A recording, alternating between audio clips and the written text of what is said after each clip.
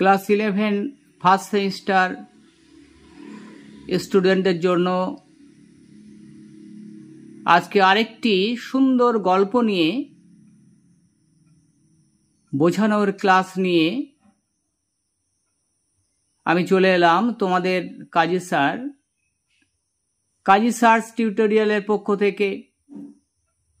তোমরা জানো, যারা আমার চ্যানেল সাবস্ক্রাইব করে রেখেছো বা বেল আইকনটা অল করে রেখেছো, তারা জানো যে এডুকেশনাল ভিডিও অর্থাৎ বিশেষত ক্লাস 10 থেকে বিএর ভিডিও, সব ধরনের সাজেশন, বোঝানোর ক্লাস, ইংলিশের লাইন বাই লাইন অনুবাদ থেকে শুরু করে সব ধরনের এডুকেশনাল ভিডিও আমি আনছি। তোমরা যারা ফলো দিচ্ছ তারা নিশ্চয়ই জানো। আর যেভাবে আমি তোমাদের বোঝাচ্ছি নিশ্চয়ই তোমাদের ভালো লাগছে। আজকে ঠিক সেই রকমভাবেই একটি নতুন ক্লাস নিয়ে আসলাম আমার প্রিয় একাদশ শ্রেণীর প্রথম সেমিস্টারের ছাত্রছাত্রীদের জন্য। অ্যান অ্যাস্ট্রোলজার্স ডে, একজন জ্যোতিষীর দিন, অর্থাৎ কিভাবে একজন যুবক, সাধারণ যুবক, খেতে খামারে কাজ করা একজন যুবক কিভাবে সে জ্যোতিষী হতে বাধ্য হলো এবং কিভাবে তার দিন যাপন হতো, কিভাবে সে সারাদিনটা তার কাটতো, কিভাবে উপার্জন করত, এবং তার জীবনের অনেক মূল্যবান ঘটনা এই গল্পের মধ্যে আছে। আর কে নারায়ণের লেখা গল্পটা খুবই সুন্দর। তাই আমি ভাবলাম যে যদি আমি এটা তোমাদের বাংলায় গল্প আকারে বুঝিয়ে দিই তাহলে তোমরা বুঝতে তো পারবেই, এবং এর থেকে প্রশ্ন এলেও তোমরা পারবে, আর তোমাদের পড়তে ভালোও লাগবে। যাদের বিষয় আছে ক্লাস 11-এর তারা তো পড়বেই, সবাই গল্পটা পড়বে, এটা আমার অনুরোধ রইল। খুব সুন্দর গল্প।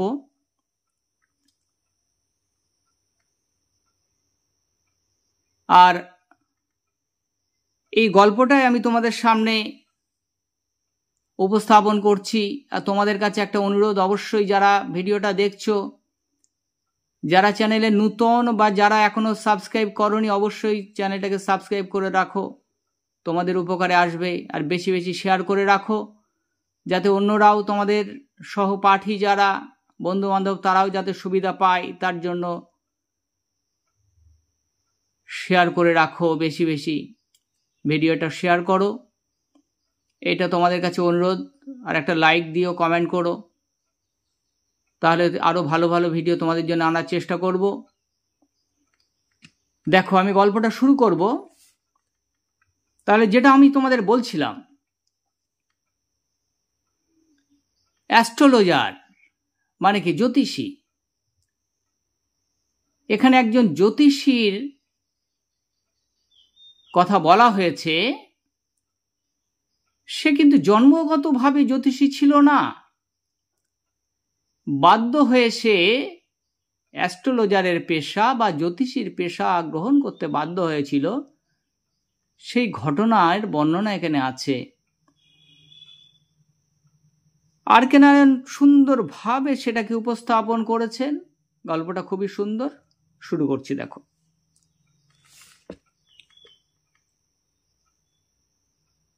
গল্পের শুরুতে বলা আছে, কাঁটায় কাঁটায় ঠিক দুপুরবেলা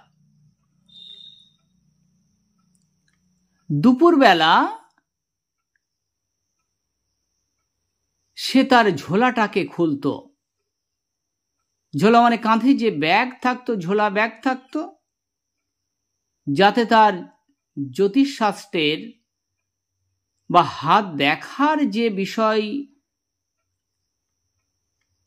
হাত দেখার বিষয়ে যে জিনিসপত্র সেগুলো থাকতো, সেই ঝোলা ব্যাগটা সে খুলত। তারপরে কি করত? একটা চার কোনা একটা কাপড় বিছিয়ে, সে কাপড়টা কিরকম ছিল? 6 কাকা চৌকো কাপড়ের ফালি ছিল একটা। সেইটাও ব্যাগে থাকতো।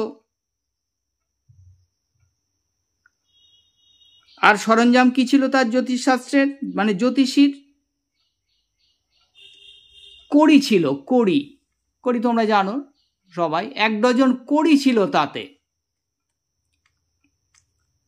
আর সে কাপড়টা ছিল 6 কাকা। একটা নোট বই ছিল, আর ছিল হস্তরেখা বিচারবিদ্যা সংক্রান্ত লেখালেখির একটা বান্ডিল, যেটাকে বলা হয়েছে প্যালমাইয়ারা। সেইটা থাকতো ব্যাগের ভিতরে।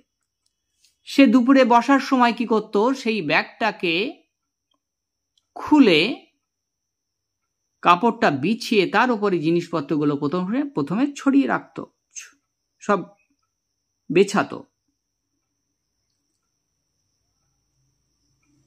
এবং তার সেই জ্যোতিষীর চেহারা, জ্যোতিষীর লুকটাকে সুন্দর করার জন্য সে কি করত, কপালে পবিত্র ছায়ের তিলক কেটে দিত। কবিতায়, গল্পে বলা আছে স্যাক্রেড অ্যাশ, পবিত্র ছাই। আর থাকতো কি, সিঁদুরের, উজ্জ্বল রঙের সিঁদুরের তিলক কাটা থাকতো। আর চোখগুলো ছিল তীক্ষ্ণ। চোখগুলোকে এমনভাবে সে পরিবেশন করত, রাখত, সেগুলোকে মনে হতো তীক্ষ্ণ, এবং তার থেকে অস্বাভাবিক একটা জ্যোতি বার হতো, দীপ্তি বার হতো। কেন হতো? তার সেই চোখ দুটো সারাক্ষণ কি করত, কাস্টমার বা খরিদ্দার যারা, তাদের খুঁজে বেড়াতো সন্ধানী দৃষ্টিতে। আর তার কাস্টমার যারা বলা হচ্ছে সরল সাধারণ, যারা ভাগ্য নিয়ে উদ্বিগ্ন, যারা জীবনের বিভিন্ন সমস্যায় জর্জরিত, সেই সাধারণ কাস্টমাররা তার প্রতি আকৃষ্ট হতো। তার সেই লুক দেখে, তার চেহারা দেখেও তার প্রতি আকৃষ্ট হতো। তাকে সিদ্ধ পুরুষ বলে মনে হতো তাদের। ফলে তারা কি করত, তারা আসতো তার কাছে ভবিষ্যৎবাণী শোনার জন্য, এবং খুশি হতো তারা। সেই জ্যোতিষী যা বিচার করে বলতো তাতে তারা খুশি হতো।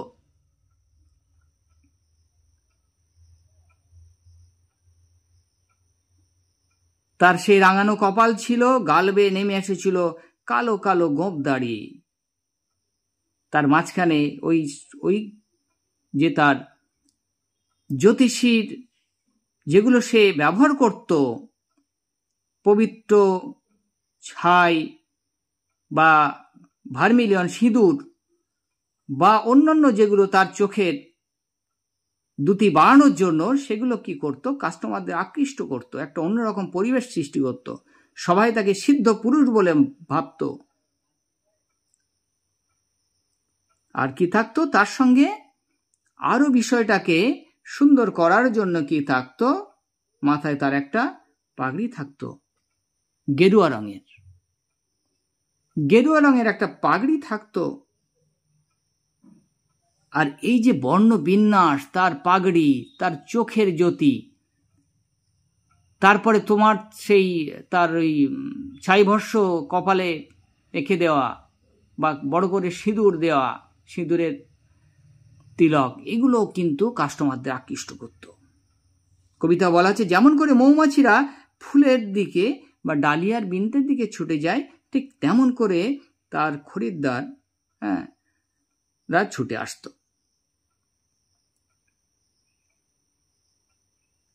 জ্যোতিষী তার এই জ্যোতিষের জিনিসপত্র নিয়ে দুপুরের পরে, দেখো দুপুরের পরে, ঠিক দুপুরের পরে সে বসতো। কিন্তু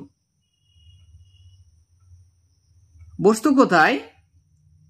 গল্পের ভিতর উল্লেখ আছে, টাউন হল পার্ক বলে একটা জায়গায় একটা তেঁতুল গাছের শাখা পোশাকের নিচে সে বসতো।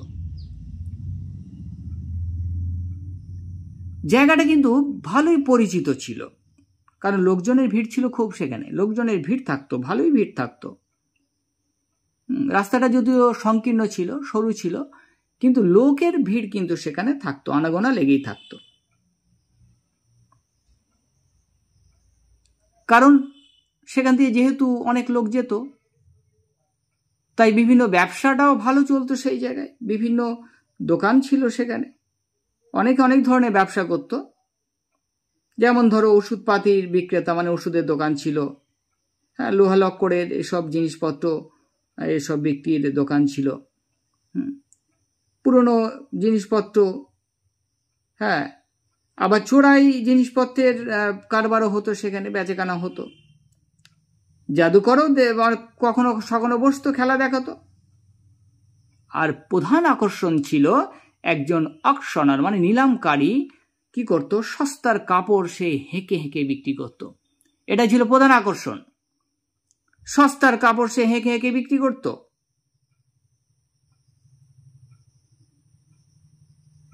আর কি থাকতো দেখো,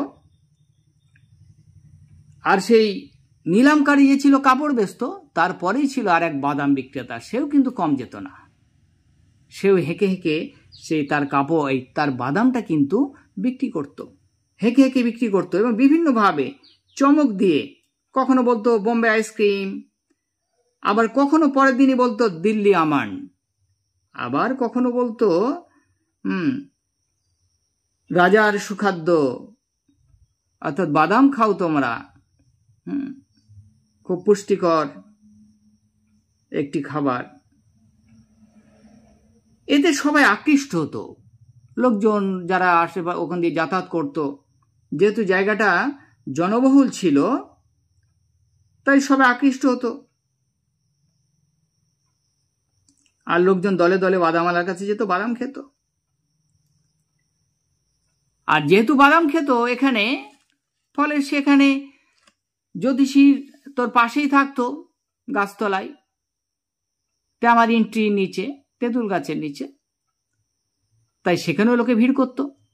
যারা হাত তো দেখাতো, হাত অনেকে দেখাতো, কৌতূহলবশত দেখাতো, আর যারা সমস্যায় জর্জরিত তারা তাদের ভবিষ্যৎ জানতে চাইতো। আর অনেকে আবার কৌতূহলবশত চারিদিকে ভিড় করেও থাকতো, দাঁড়িয়ে থাকতো।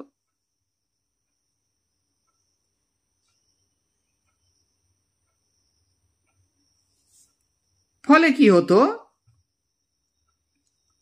জ্যোতিষী ব্যবসা মোটামুটি ভালোই চলতো, কিন্তু সমস্যা হতো সন্ধ্যার পরে আলোর স্বল্পতা দেখা দিত। আলো ছিল না, কারণ মিউনিসিপ্যালিটি সেই অঞ্চলে কোনো আলোর ব্যবস্থা করেনি, ওখানে আলো ছিল না, লাইটের ব্যবস্থা ছিল না।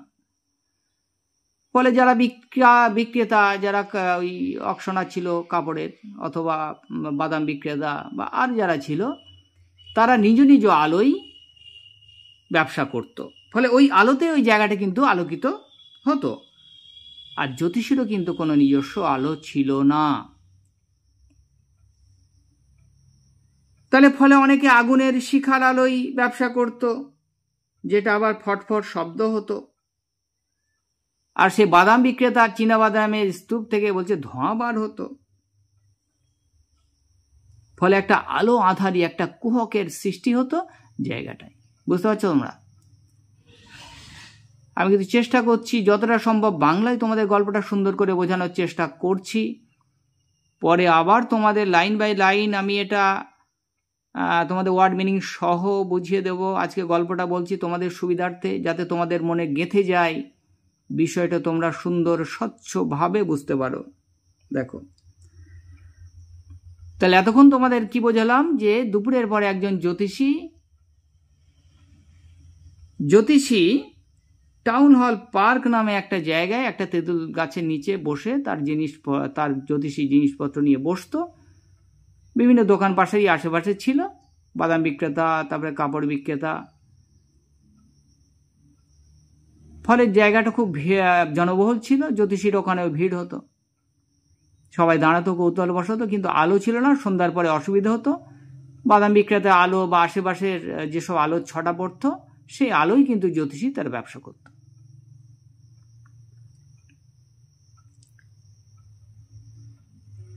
আবার দু একটা দোকানে আলো কিভাবে জ্বলতো, গ্যাস লাইটের আলো জ্বলতো, হিসির শব্দ হতো। আবার কয়েকটা খুঁটিতে পোলে কি হতো, আলো অনাবৃত বাতি জ্বালানো থাকতো, সেগুলোও জ্বলতো। আর কয়েকটা পুরনো সাইকেল ল্যাম্প কেউ কেউ জ্বালাতো। আবার দুটো একটা দোকান ছিল যেটা জ্যোতিষীর মতোই, তাদের আলো ছিল না, আশেপাশে আলোই তারা তাদের ব্যবসাটা চালাতো। জ্যোতিষী যেমন চালাতো, জ্যোতিষী নিজস্ব আলো ছিল না।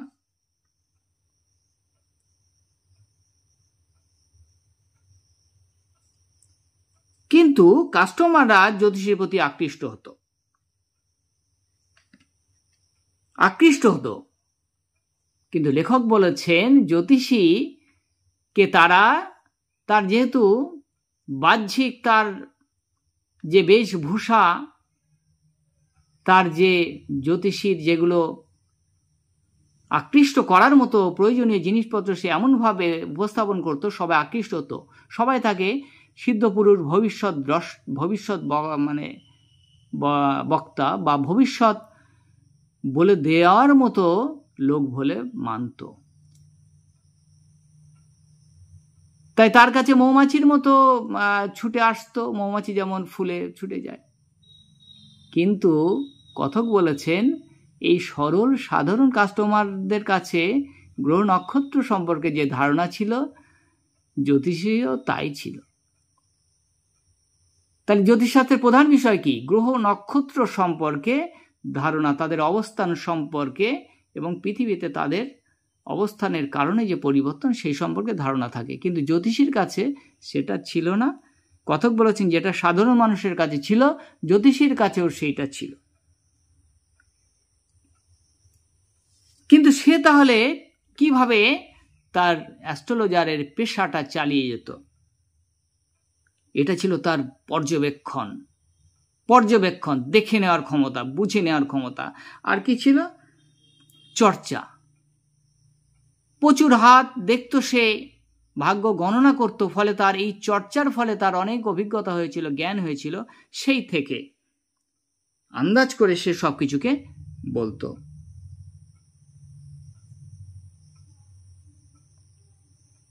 তাছাড়া কিছু বইপত্র সে পড়তো, তার থেকেও জ্ঞান অর্জন তার হতো। এইভাবে সে সারা দিনে অন্যের ভাগ্য গণনা করে যা পয়সা সে পেত, দিন শেষে সে বাড়ি নিয়ে যেত। এটাকে সে সৎভাবে ইনকামই মনে করত, সৎভাবে বাঁচার রাস্তায় সে ভাবত, কারণ সেটা তার প্রাপ্য ছিল। কিন্তু সে তো বংশগত জ্যোতিষী ছিল না, তার বংশগত পেশা ছিল না, বা সেইভাবে পড়াশোনা তো সে করেনি। কিন্তু বিশেষ কারণে তাকে জ্যোতিষী হতে হয়েছিল। সেই গল্পটাই আমি তোমাদের বলছি, তোমরা মন দিয়ে শোনো, তাহলে বুঝতে পারবে, সবটা পরিষ্কার হয়ে যাবে। কেন তার এই পূর্বজ্ঞান ছিল না, কেন সে জ্যোতিষী ছিল না, সেই ঘটনা এবার একটু তোমাদের সামনে বলবো। দেখো, সে গ্রামে বাস করত। গ্রামে জমি জায়গা পুকুর সবই তার ছিল।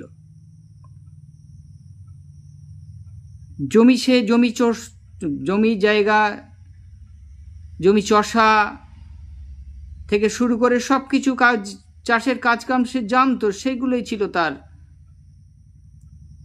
পূর্বপুরুষের কাজকর্ম। কিন্তু তাকে গ্রাম ছাড়তে হয়েছিল কোনো পরিকল্পনা ছাড়া। হঠাৎ করে তাকে এই সব ছেড়ে চলে আসতে হয়েছিল এই 7 সমুদ্র 13 নদী পাড়ে। কেন, কি হয়েছিল? দেখো, বলছে সে যদি গ্রামেই থাকতো তাহলে সে জমি চাষ করত, জীবন ধারণ করত, বিয়ে থা করত,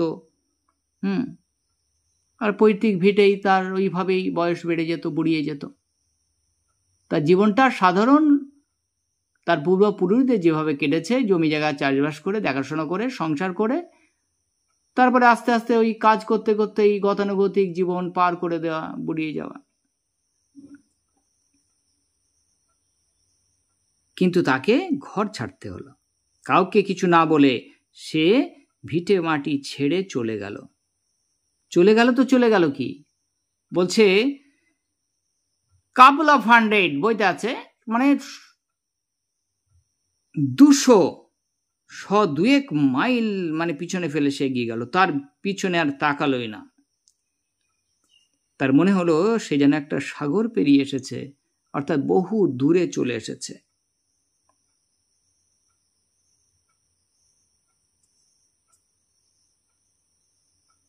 এখানে এসে সে জ্যোতিষ ব্যবসা শুরু করেছিল।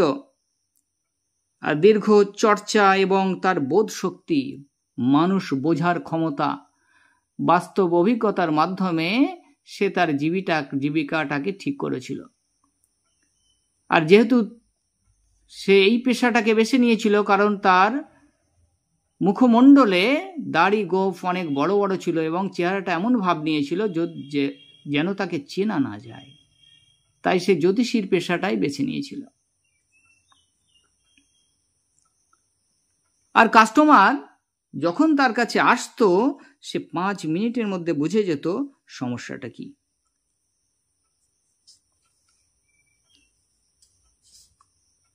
কারণ সে জানতো মানুষ জাতির বিপত্তির কারণ, সমস্যার কারণ কি সেটা সে চর্চা অভিজ্ঞতার মাধ্যমে রপ্ত করেছিল। সে সেটা বুঝতে পারত।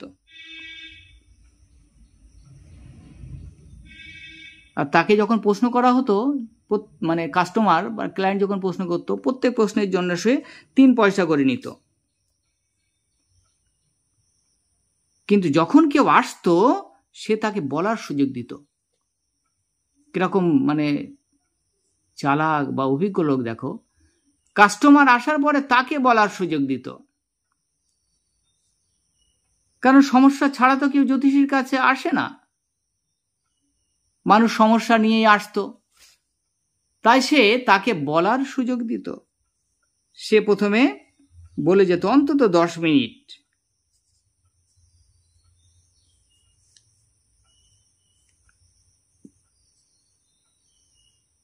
তারপরে সে তার উত্তর আর উপদেশ দেওয়া শুরু করত। সে তার সামনে যে মানুষটা তাকে হাত দেখাতো তাকে কি বলতো, তার হাতের দিকে একভাবে তাকিয়ে থাকতো।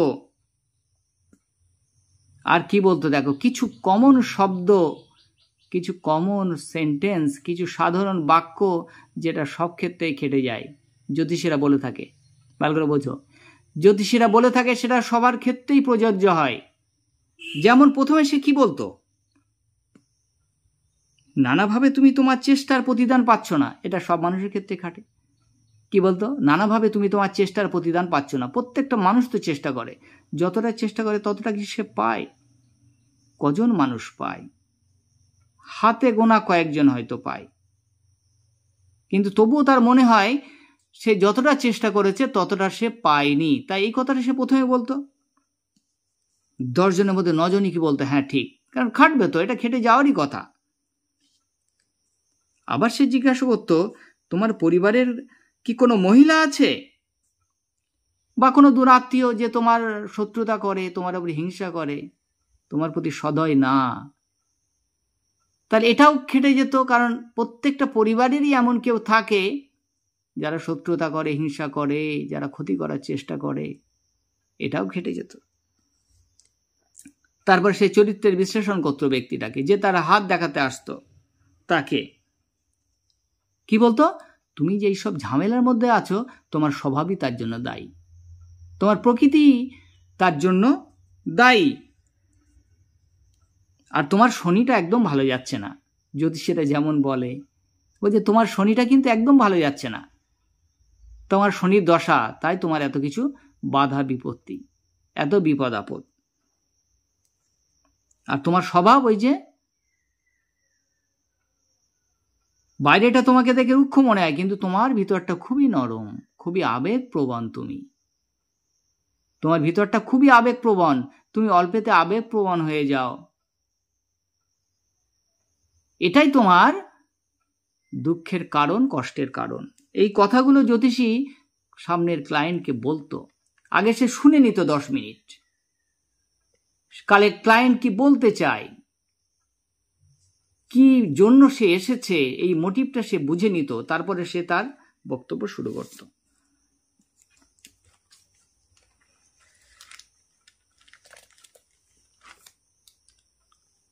আর এই কমন শব্দগুলো সে বলতো, কারণ প্রত্যেকেই ভাবে সে বাইরেটা যতই কঠিন হোক ভিতরটা তো নরম। এটা প্রত্যেকে ভাবে, সে যে ব্যক্তি যেমনই হোক না কেন। আর তাকে যদি এই কথা বলা হয় সে অবশ্যই খুশি হবে, প্রত্যেকটা ব্যক্তি। এইভাবে জ্যোতিষীর দিন চলত। দিন শেষে যে পয়সা সে ইনকাম করত, আয় করত, সে বাড়ি নিয়ে যেত, সেইটা সৎভাবে জীবন চালাতো, তার সংসার চালাতো। ঠিক এইভাবে প্রত্যেক দিন সে ব্যবসা চালাতো, দুপুরের পরে বসতো আর ওই বাদাম বিক্রেতার আলোয় কিন্তু সে ব্যবসাটা চালাতো মূলত। আর যখন রাত্রেবেলা বাদাম বিক্রেতার যখন বাদাম শেষ হয়ে যেত বা যখন তার বাড়ি যাওয়ার সময় হতো, সে ফু দিয়ে বাতিটাকে নিভিয়ে দিত এবং বাড়ি যাওয়ার জন্য যখন উঠে দাঁড়াতো, জ্যোতিষীর জন্য এটা সংকেত ছিল একটা। কারণ রাত্রেবেলা অন্ধকারে তো হাত দেখা যাবে না, তাই সেও কি করত, তার অ্যাস্ট্রোলজির জিনিসপত্র গোছগাছ শুরু করত, জ্যোতিষীর জিনিসপত্র গোছগাছ সে শুরু করে দিত।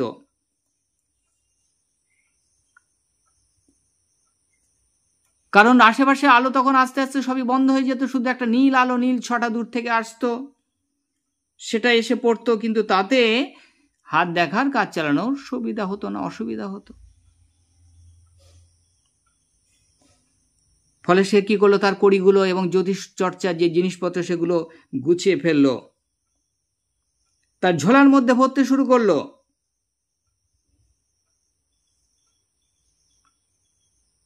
তারপর সবুজ যে আলোর ছটাটা পড়ছিল সেটাও আস্তে আস্তে আড়াল হয়ে গেল।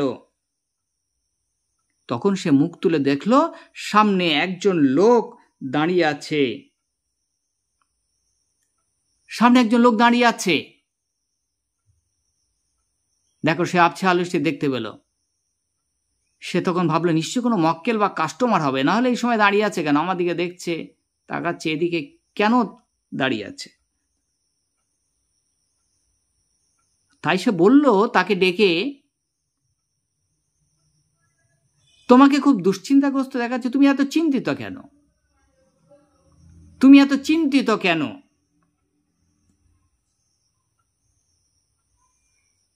বলছে তুমি তাহলে এক কাজ করো, অর্থাৎ তাকে সে সম্ভাব্য কাস্টমার ভাবলো শেষ বেলায় তাকে দেখি কিছু হয় কেন উপার্জন। বললো তুমি এত চিন্তিত কেন, এত দুশ্চিন্তা তোমার কিসের? বলছে আমার সঙ্গে এখানে কিছুক্ষণ বসো, আমার সঙ্গে আলোচনা করো, তাহলে তোমার সমস্যার অনেকটা সমাধান হবে। কিন্তু অন্যজন গজগজ করে, রাগে গজগজ করে উত্তর দিল। সে গজগজ করতে লাগলো এই কথা শুনে।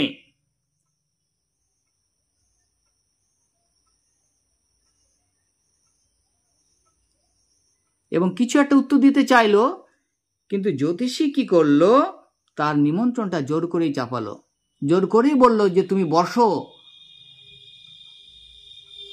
আমি তোমার সমস্যার সমাধান কিছুটা করে দেব। তখন লোকটা কি করলো, তার হাতটাকে জ্যোতিষীর নাকের কাছে বাড়িয়ে বলল, তুমি নিজেকে জ্যোতিষী বলো, তুমি একজন জ্যোতিষী। দেখো, বুঝতে পারছো তো গল্পটা খুব সুন্দর। কিন্তু লোকটা নাকের গোড়ায় হাতটা বাড়িয়ে দিল, জ্যোতিষীর নাকের গোড়ায়। লোকটা বলল তুমি নিজেকে জ্যোতিষী বলো, আর তুমি আমাকে জোর করে ডেকে এনেছো, ঠিক আছে। জ্যোতিষীর মনে হলো এবার তাকে চ্যালেঞ্জ জানানো হচ্ছে। এতদিন তাকে এই কথা তো কেউ কোনোদিন বলেনি যে তুমি জ্যোতিষী কিনা।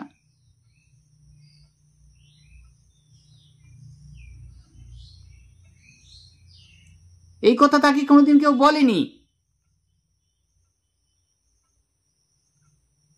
আর যে সবুজ আলো ছটাটা তখনও অল্প অল্প পড়ছিল, জ্যোতিষী তখন কি করলো, তার হাতটাকে সেই আলোর দিকে ধরে বলল তোমার স্বভাব হলো অর্থাৎ জ্যোতিষীদেরও স্বভাব হলো এটাই, তার স্বভাব, তার প্রকৃতি, তার কিছু কিছু এমন কিছু শব্দ থাকে, বাক্য থাকে, যেগুলো বলে তাকে তার মনটাকে গলিয়ে দেওয়া হয়, যেটা কমন শব্দ সবার ক্ষেত্রে খেটে যায়। তাই সে স্বভাব দিয়ে শুরু করলো। কিন্তু লোকটি কি বললো দেখো, বলছে থামো থামো তোমার এইসব কথা, আমি তোমার স্বভাব আমার স্বভাব তোমার কাছে জানতে চেয়েছি? আমি তো জানতে চাইনি, তুমি স্বভাব বলছো কেন?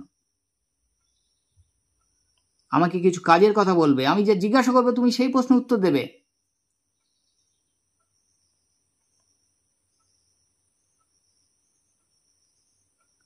তখন জ্যোতিষী বলল, আমি কিন্তু প্রত্যেকটা প্রশ্নের জন্য 3 পয়সা করিনি। লোকটি বলল, ঠিক আছে,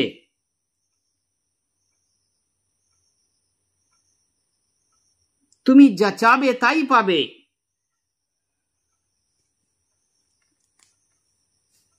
বলে লোকটি কি করলো, হাতটা গুটিয়ে নিল, নিয়ে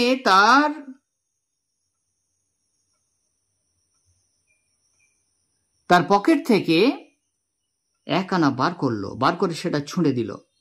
1 আনা, 1 আনা মানে ক পয়সা? 6 পয়সায় 1 আনা। 1 আনা হলো 6 পয়সায়, 6 পয়সা বার করলো। তাহলে জ্যোতিষী কত করে নিত? 3 পয়সা করে। ডবল দিল, প্রথমেই ডবল দিল, 6 পয়সা দিল, ছুঁড়ে দিল। দিয়ে কি বল, আমার কিছু প্রশ্ন আছে, আমি যদি প্রমাণ করে দিই তুমি মিথ্যা বলছো, তোমাকে ওই আনাটা সুদ সমেত ফেরত দিতে হবে। বলছে তোমাকে আমি যে 1 আনা দিয়েছি, যে 6 পয়সা দিয়েছি, সেটা কিন্তু আমাকে সুদ সমেত ফেরত দিতে হবে। এটা জ্যোতিষীর কাছে একটা চ্যালেঞ্জ ছিল, কারণ কি প্রশ্ন করবে সে তো জানতো না, আর সে তো পুরোটাই অভিজ্ঞতা, জ্ঞান এবং চর্চা দিয়ে বলতো। অন্যান্য সবাই যখন হাত দেখতো, এইরকম প্রশ্নের সম্মুখীন কিন্তু সে কোনোদিন হয়নি। আর বলেছে তোমার উত্তর যদি সন্তোষজনক হয়, লোকটি কি বলছে, জ্যোতিষী বলল, ঠিক আছে আমি বলবো, কিন্তু উত্তর যদি সন্তোষজনক হয় তুমি কি 5 টাকা দেবে আমার? লোকটি বলল, না 5 টাকা দেবো না, অত টাকা দেবো না। জ্যোতিষী বলল, তাহলে কি তুমি আমাকে 8 আনা দেবে? 8 আনা, তাহলে 8 6টা 48 পয়সা, ওইটা রাউন্ড ফিগারে কত করা হয়েছে? 50 পয়সা। 6 পয়সা কিন্তু 1 আনা, এইটা তোমরা মনে রেখো, তাহলে সব হিসেবটা তোমরা পারবে। তখন লোকটি বলল, ঠিক আছে তুমি 8 আনার দাবি করছো, আমি তাই দেব, কিন্তু ওই যে শর্ত একটাই, আমি তোমার চ্যালেঞ্জ করেছি, যা বলেছি আমি যা দেব তোমার সুদ সমেত ফেরত দিতে হবে। বলছে তার দ্বিগুণ দিতে হবে কিন্তু যদি তোমার উত্তর ভুল হয়। আগন্তুক বলল, সেই লোকটি বলল। এইবারে খানিক তর্কাতর্কি হলো, তারপরে চুক্তিটা মেনে নেওয়া হলো, যে ঠিক তাই হবে, এই চুক্তি মেনে নেওয়া হলো। কিন্তু জ্যোতিষীর বুকের ভিতরে ধরফড় করতে লাগলো, কারণ সে তো প্রকৃত ভবিষ্যৎ দ্রষ্টা ছিল না, সে তো সিদ্ধ পুরুষ ছিল না, সে কি ভবিষ্যৎ বলতে পারত? সঠিক পারত না। তার অভিজ্ঞতা চর্চা দিয়ে যেটা বলতো সেটা খেটে যেত সাধারণ ক্লায়েন্টদের। কিন্তু এখন সে চ্যালেঞ্জের মুখোমুখি, সে ঈশ্বরের কাছে প্রার্থনা করলো যে সে যেন জয়ী হয়।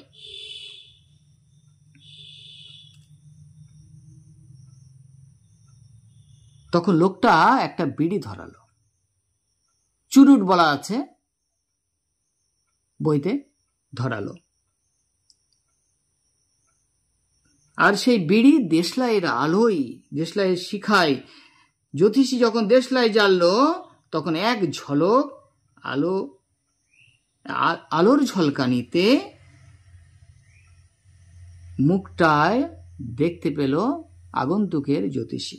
তারপরে দুজনে কিছুক্ষণ চুপচাপ।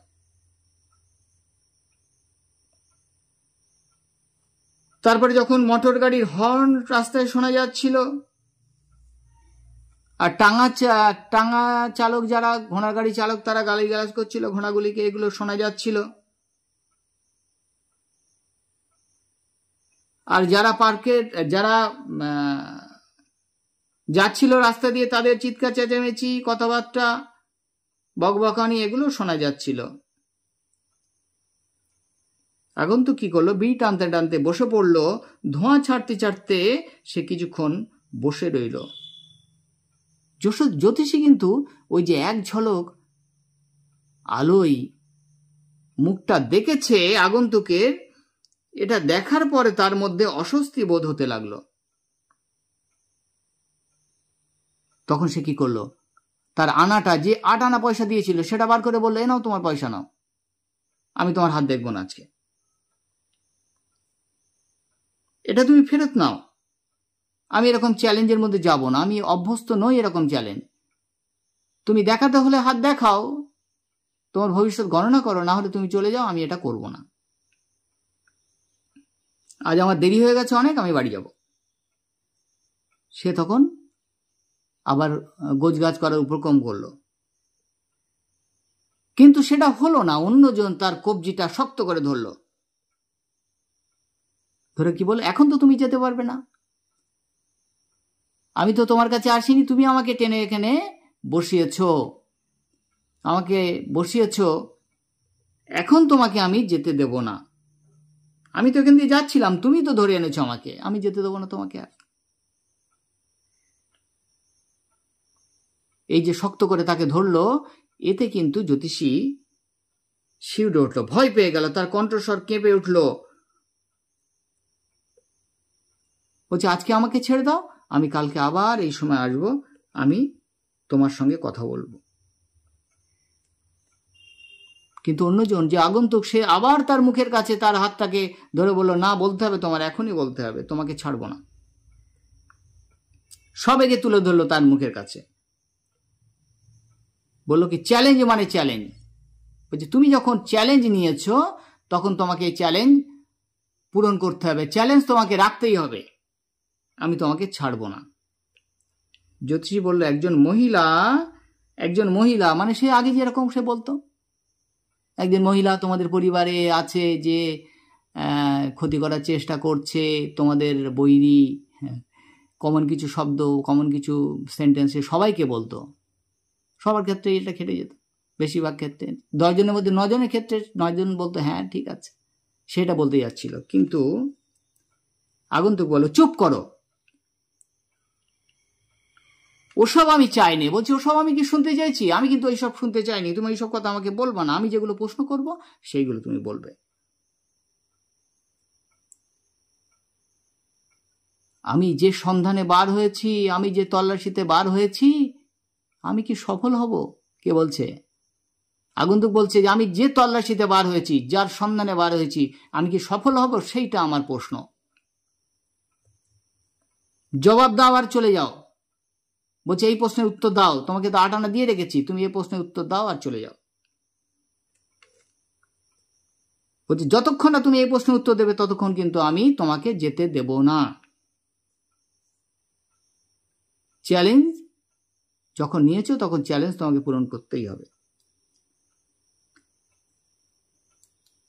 জ্যোতিষী বিড়বিড় করে কি কয়েকটা জাদুমন্ত্র বলল মনে মনে, তারপরে বলল, ঠিক আছে আমি বলবো, কিন্তু আমি যা বলবো তোমার যদি বিশ্বাসযোগ্য মনে হয়, তোমার যদি সত্যি মনে হয়, আমাকে কিন্তু 1 টাকা দেবে। 1 টাকা মানে 16 আনা।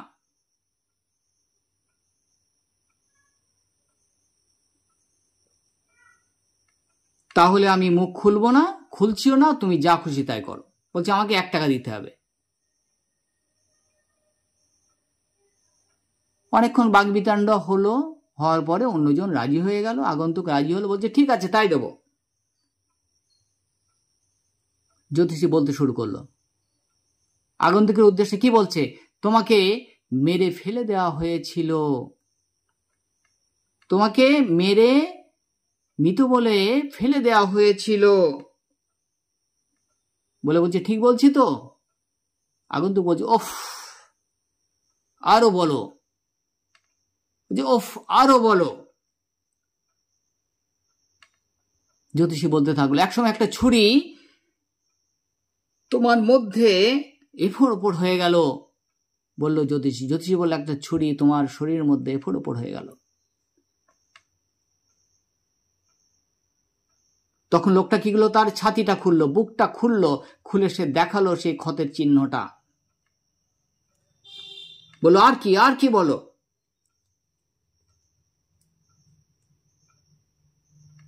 বলছে মাঠের মধ্যে একটা কুয়ো ছিল তোমাদের পাড়ায়, তোমাদের গ্রামে।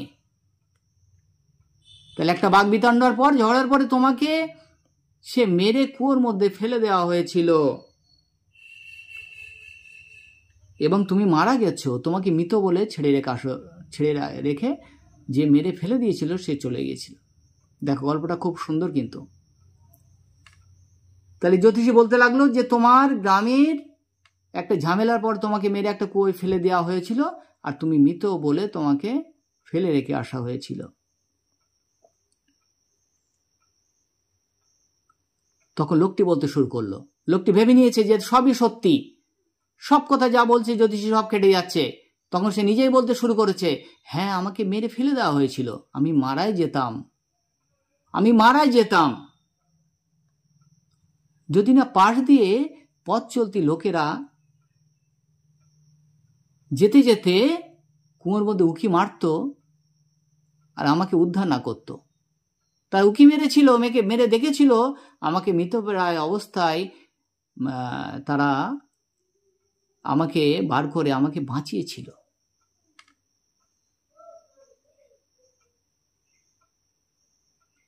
হঠাৎ সে চেঁচিয়ে ওঠে, উত্তেজিত ভাবে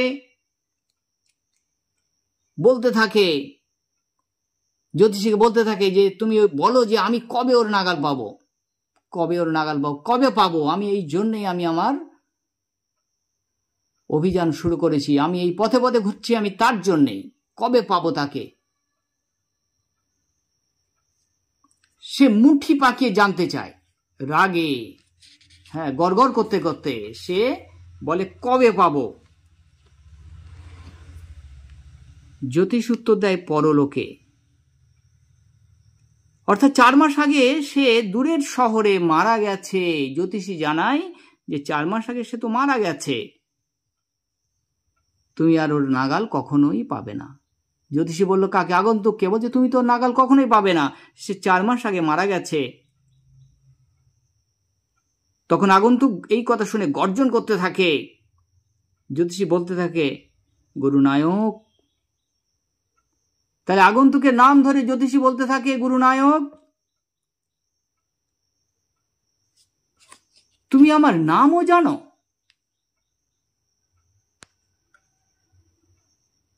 আগন্তুক বলে তুমি আমার নামও জানো? জ্যোতিষী গুরুনায়কের নাম ধরে ডাকে। আগন্তুক বলে তুমি আমার নামও জানো? চমকে উঠে বলে। জ্যোতিষী কি বলে, যেমন আমি অন্য সব কিছু জানি। অর্থাৎ নিজেকে সিদ্ধ পুরুষ দাবি করে, সব জানতার দাবি করে সে বলছে আমি সব কিছুই জানি। গুরুনায়ক আমার যা বলার আছে মন দিয়ে শোনো। এই শহর থেকে তোমার গ্রাম উত্তর দিকে 2 দিনের পথ। বলছে দেখো এটাও আমি বলে দিচ্ছি তোমাকে, এখান থেকে 2 দিনের পথ তোমার শহর। পরে ট্রেন ধরে তুমি কেটে পড়ো, তুমি চলে যাও। আমি দেখতে পাচ্ছি তোমার জীবনে আবার বিরাট বিপদ, তুমি ঘর ছাড়ো। যদি তুমি ঘর ছাড়ো, বলছে ঘর থেকে বার হবে না, ঘর ছাড়ো মানে গ্রাম থেকে বার হবে না তুমি। আর এই দিকে তো কোনো সময় আসবে না, দক্ষিণ দিকে। উত্তরে তোমার বাড়ি, তুমি ট্রেন ধরে চলে যাও। কখন আর দক্ষিণ মুখ যাত্রা করবে না, তাহলে তুমি 100 বছর বাঁচবে, তুমি দীর্ঘায়ু হবে, কিন্তু এদিকে আর কখনো আসবে না। তখন গুরুনায়ক বলছো কেন আমি ঘর ছাড়বো আবার? বলছে আমি ঘর ছাড়বো কেন? আমি তো ঘর ছেড়েছিলাম যে আমাকে মেরে ফেলেছিল তাকে শেষ করার জন্য, তাকে খুঁজে বার করার জন্য আমি ঘর ছেড়েছি। আমি শুধু ওকে খুঁজে পেলেই ওকে গলা টিপে ওর জীবনটা বার করে দিতাম, শুধু তার জন্যে আমি ঘর ছেড়েছি। সে খেদের সঙ্গে আফসোসের সঙ্গে সে মাথা নাড়তে থাকে, আফসোস করতে থাকে, আমার হাত ফসকে পালিয়ে গেল। বলছে পালিয়ে গেল হাত ফসকে? আশা করি তার যেমন মরা উচিত ছিল সে নিশ্চয়ই সেরকম মর্মান্তিকভাবে মরেছে। জ্যোতিষী কি বলল, হ্যাঁ সে লরির নিচে থেঁতো হয়ে গিয়েছিল। লরির নিচে একদম পিষে গেছিল। এটা শুনে আগন্তুক খুশি হয়, বলে ঠিক আছে, এরকম মৃত্যুই তার দরকার ছিল। আমাকে যে সে মেরে কুয়োর মধ্যে ফেলে দিয়েছিল তার এইরকম মৃত্যুই আমি কামনা করি। জ্যোতিষে তার জিনিসপত্র তার ঝোলাই ভরতে শুরু করলো। এলাকাটা তখন প্রায় জনহীন হয়ে গেছে, অনেক রাত হয়ে গেছে, মাঝ রাত, সবুজ আলো ছটাটাও আর নেই। জায়গাটা অন্ধকার আর নীরবে ডুবে গেছে, জায়গাটা অন্ধকার হয়ে গেছে, নীরবতা চারিদিকে গ্রাস করেছে। আগন্তুক কি করলো, জ্যোতিষীকে হাত ভরে তার পয়সা কড়ি সব দিয়ে দিল, কারণ তার উত্তর সব মিলে গেছে। চ্যালেঞ্জে জ্যোতিষী জিতে গেছিল। দিয়ে সে কি করলো, চলে গেল। এদিকে জ্যোতিষী ঘরে পৌঁছালো প্রায় মাঝ রাত। দেখো সময়টা ছিল মাঝ রাত্রি হয়ে গেছে, কিন্তু অন্যদিন সকাল সকাল বাড়ি ফেরে। দরজায় তার বউ অপেক্ষা করছিল তার জন্য এবং কৈফিয়ত দাবি করলো। অনেক রাত হয়ে গেছে, বলছে এত রাত্রেবেলা কোথায় ছিল? এত রাত তো তোমার কোনোদিন হয় না, তুমি এত রাত করলে কেন? সে তখন তার পয়সা কড়িগুলো যেগুলো উপার্জন করে এনেছিল সে তার দিকে ছুঁড়ে দিয়ে বলল, গুনে দেখো তো, একটা লোকই কিন্তু সব দিয়েছে আজকে, গুনে দেখো, 12.5 আনা। দেখো 6 পয়সা 1 আনা, কিন্তু তোমাদের বারবার বলে দিয়েছি 12.5 আনা, 12.5 আনা। তাহলে অনেকটা, কারণ জ্যোতিষ কি করতো, একটা প্রশ্নের জন্য 3 পয়সা নিত। তাহলে 6 পয়সায় 1 আনা, এখানে 12.5 আনা। কোনোদিন সে কামাতে পারেনি, কোনোদিন আগে রোজগার করতে পারেনি, একজনের কাছ থেকে তো দূরের কথা। সে বলল গুনতে গুনতে, দারুণ খুশি হলো সে। তার স্ত্রী খুব খুশি হলো, এতদিন পরে এইরকম ভাবে ইনকাম হলো, এরকম ক্লায়েন্ট কাস্টমার তুমি পেলে। বলছে কালকে আমি খানিকটা গুড় আর কিছুটা নারকেল কিনতে পারবো। বাচ্চাটা কতদিন ধরে মিষ্টির কথা বলছে, বলছে দুটো করে ভালো করে তো খেতে দিতে পারিনি, বাচ্চাটাকে কত বায়না করে সে, তাকে তো খেতে দিতে পারি না। কালকে কিছু গুড় কিনবো আর কিছু নারকেল মিষ্টি করে দেবো তাকে, মিষ্টি কিছু করে দেবো তাকে। আমি ওর জন্য দারুণ কিছু বানাবো, সুন্দর সুন্দর কিছু বানাবো। এতদিন তো পয়সার জন্য বানাতে পারিনি, ওকে সেইভাবে খেতে দিতে পারিনি, তাই বানাবো। শুয়োরটা আমাকে ঠকিয়েছে, ও আমাকে 1 টাকা দেবে কথা দিয়েছিল। কি কথা দিয়েছিল? 1 টাকা দেবে, মানে 16 আনা। দিয়েছে কত? 12.5 আনা। তাহলে গাল দিয়েই বললো আমাকে ঠকিয়েছে। বললো জ্যোতিষী, বললো তার কাছে টাকা নেই, আমাকে বললো কেন সে? বউ তার মুখের দিকে তাকালো, তোমাকে চিন্তিত দেখাচ্ছে, কিছু কি গোলমাল? মুখের দিকে তাকিয়ে বলল, তুমি গালমন্দই করলে কেন? আর কেন তুমি বলছো যে সে তোমাকে ঠকিয়েছে? তোমাকে এত চিন্তিত কেন দেখাচ্ছে? জ্যোতিষী বলল, কিছু না। রাতে খাবারের পরে দরজার পাশে উঁচু রকে বসে সে বলল, তুমি জানো আজকে আমার মাথা থেকে বিরাট একটা বোঝা নেমে গেছে, সেটা তুমি জানো? এতদিন আমি হীনমন্যতায় ভুগছিলাম, এতদিন আমি কষ্টে ছিলাম, কিন্তু আজকে আমার মাথা থেকে একটা বোঝা নেমে গেল। আমি এতদিন ভাবতাম আমার জীবনে একটা রক্তের দাগ লেগে আছে, আমি একজনকে খুন করেছি, রক্তের দাগ লেগে আছে। আমি বাড়ি থেকে পালিয়েছিলাম, আমি ওই জন্যে পালিয়েছিলাম বাড়ি থেকে। তারপর এখানে এসে স্থির হলাম, তোমাকে বিয়ে করে সংসার করলাম, কিন্তু জানো এখনো বেঁচে আছে। বলছি আমি এতদিন যে কষ্টে ছিলাম, যে আমি একজনকে খুন করেছি, আমার হাতে একজন খুন হয়েছে, আমার রক্তের দাগ লেগে আছে আমার জীবনে, কিন্তু সে এখনো বেঁচে আছে। সে বিষয়ে খাবি খেলো, তুমি খুন করতে চেয়েছিলে? বউ বলল, তুমি খুন করতে চেয়েছিলে, তুমি খুনি? জ্যোতিষী বলল, হ্যাঁ, আমাদের গ্রামে আমি তখন একজন বোকাশোকা যুবক, আমি এত চালাক ছিলাম না, আমি বুঝতাম না, অত বোকা তরুণ ছিলাম, বোকা তরুণ। আমি মদ খেতাম, জুয়া খেলতাম, আর একদিন সেই মদ খেতে জুয়া খেলতে বন্ধু বান্ধবদের সঙ্গে ওই যে খুব ঝগড়া হলো। তারপরে আমি নিজের প্রাণ বাঁচাতে আমি ওকে মেরে কুয়োয় ফেলে দিই, নাহলে ও আমাকে মেরে দিত। তাই আমি বাধ্য হয়ে তাকে খুন করতে বাধ্য হয়েছিলাম।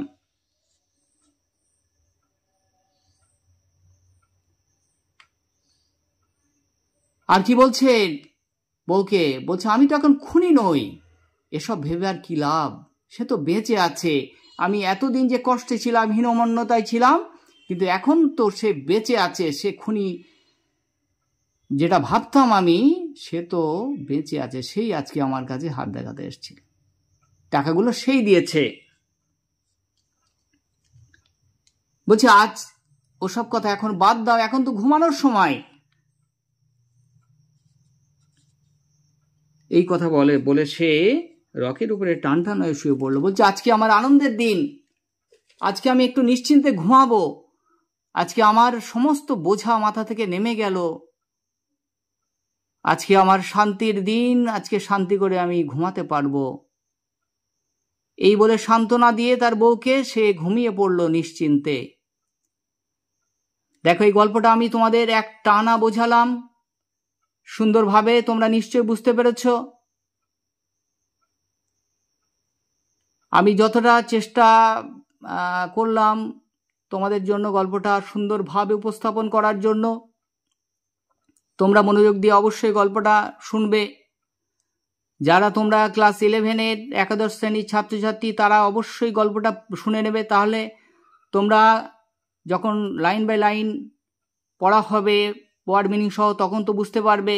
এছাড়া এমসিকিউ যে প্রশ্নে আসুক না কেন, তোমরা তার উত্তর দিতে অবশ্যই পারবে। তাই আমি অনুরোধ করব, তোমরা গল্পটা বারবার শোনো। আমি যেটা গল্পাকারে তোমাদের বুঝিয়ে দিলাম, এটা তোমরা পাবে না কোথাও। তাই গল্পটা তোমরা ভালো করে শুনে নাও। যারা পড়াশোনার মধ্যে আছো, যারা ভালো রেজাল্ট করতে চাও, তারা গল্পটা শোনো, বাংলা গল্পটা আগে শোনো। আমি ইংলিশটা সুন্দরভাবে বাংলায় বললাম, এতক্ষণ তোমাদের জন্য কষ্ট করলাম। তোমরা অবশ্যই যদি ভালো লাগে একটা লাইক করো, কমেন্ট করো, আর শেয়ার করে দাও বেশি বেশি। সবার কাছে শেয়ার করে দাও। যাদের পাঠ্য আছে ক্লাস 11-এর স্টুডেন্ট, তারা তো পড়বেই।